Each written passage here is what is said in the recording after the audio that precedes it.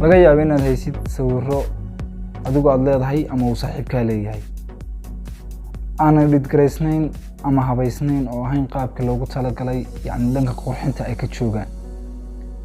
insha Allah maanta muuqaalkan waxaan kula wadaagi doonaa qaabkii aad ugu qurxin lahayd sawirradaada isla taleefankaaga adigoo isticmaalaya kaliya hal program.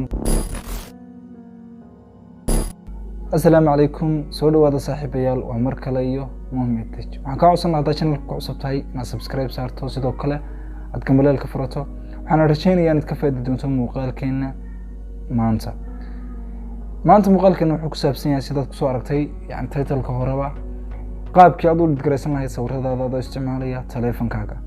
waxaa jirtay hadda ka hor muuqaal aan ka sameeyay oo ahaa qaabka aad u dhigaysan lahayd sawirradaada waan idin ballan qaaday inaan soo badin doono muuqaalada hadii yani muuqaalka like-tiisu badato. runtii waad ka dhaweyseen yani like-kiisa hadda wuxuu marayaa 40 likes iyadoo ay tahay yani uu kaga jiro muuqaaladayda barta u fiican yani like-kiska marka la eego. waxaan idinku dhiirigelin lahaa mar walba muuqaalada like saartaan si anana inagu noqoto dhiirigelin.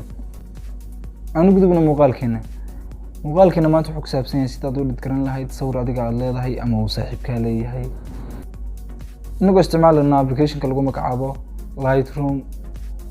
muuqaalkii hore waxaan ku soo qaadanay qaabkii yani Lightroom-ka Gmail-kaaga ugu xidhi lahayd ama Facebook-kaaga. taana waxaan rajaynayaa inaad muuqaalka soo daawateen. haddii aydan weli daawan waxaan soo dhigi doonaa calaamadan sare si aad uga daawato. waxaan ku leeyahay daawasho wacan. ugu horeyntii waxaan soo furanaa programkeena Lightroom. haddii aad u baahan tahay waxaad ka soo degsan kartaa Play Store-ka ama description-ka hoose muuqaalkan.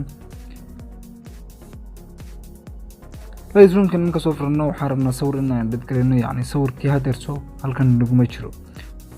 haddaba si aan ugu soo darno sawirka ka maqan ee aan rabno inaan edit gareyno waa inaan tagnaa ugu horeyntii gallery-geena. muuqaalkii horena waan kusoo sheegay yani inaan lagu soo dari karayn ama aadan dhexdiisa ka soo dooran karayn programkan dhexdiisa sawirka edit gareynaysid. inaan kusoo share gareyso ayay noqonaysaa. waxaan soo furanaa gallery-geena kadibna calaamadda share ayaan taabananaa. calaamadda share-ka markaad taabatid sidoo kale halkan waxaad ku aragtaa Lightroom ayaad ku soo dhufanaysaa. markaad ku soo dhufatid waad ka noqonaysaa kadibna waxaad tagaysaa Lightroom-kaaga ayaa soo furanaysaa. waxaad u jeedaa hadda sawirkeena inoogu soo kordhay. marka sawirka ayaan korkiisa taabananaa.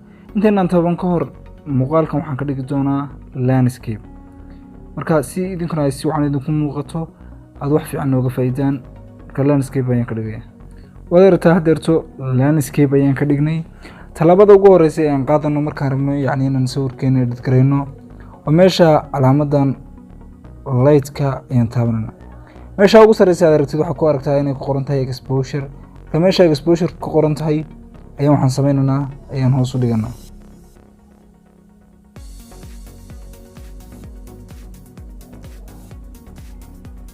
marka hoos u dhigtid sidoo kale kan ay ku qoran tahay contrast ayaan isna sidoo kale kor u qaadana.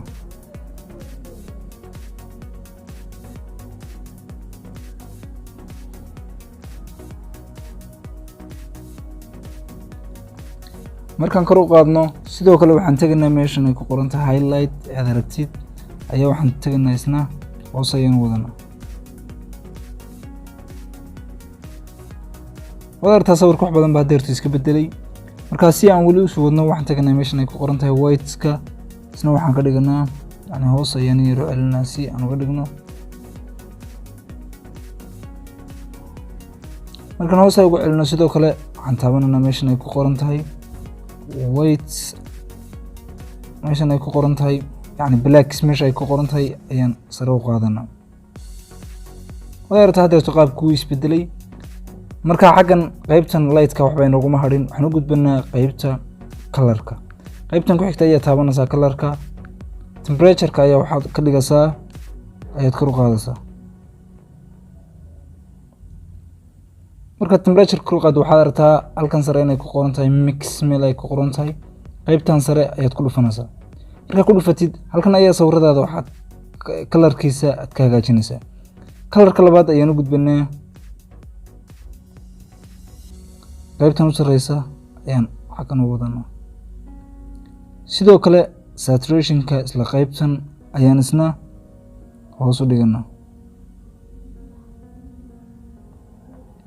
markaan qaybta saa u dhigtid sidoo kale waxaan u gudbanaa qaybta ku xigta.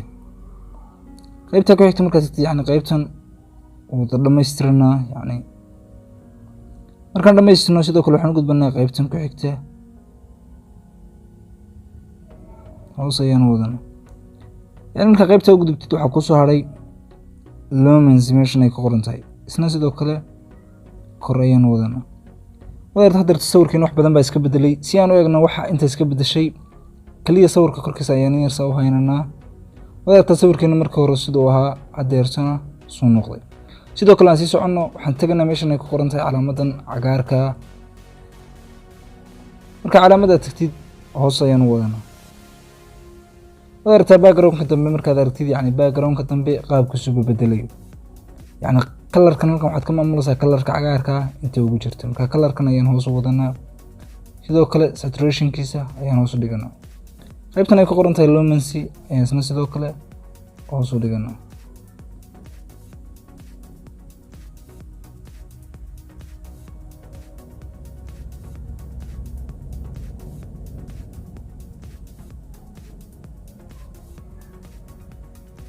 markaan qaybta tagno sidoo kale waxaan tagnaa kalarka u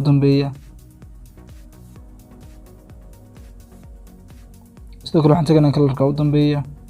kalarka u dambeeya markaan tagno sidoo kale kor ayaan wadan.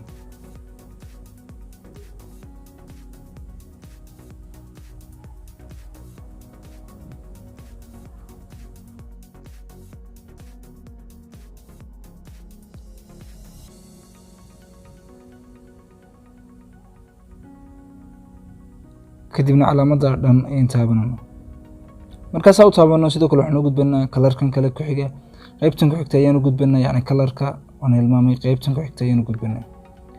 markaad u gudubtid meeshan ay ku qoran tahay finite ayaan hoos yar u dhiganaa. wada aragtaa sawirkeena haddeerto farqi badan baa u dhexeeya markii aan soo dhigno sawirkeenii hore iyo sawirkan. shaashada waa inay soo dhigi doonaa yani labada sawir saad u kala saartaa.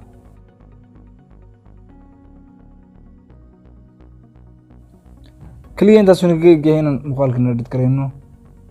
waxaan taabananaa calaamada ay share ku qoran tahay si aan u save gareyno.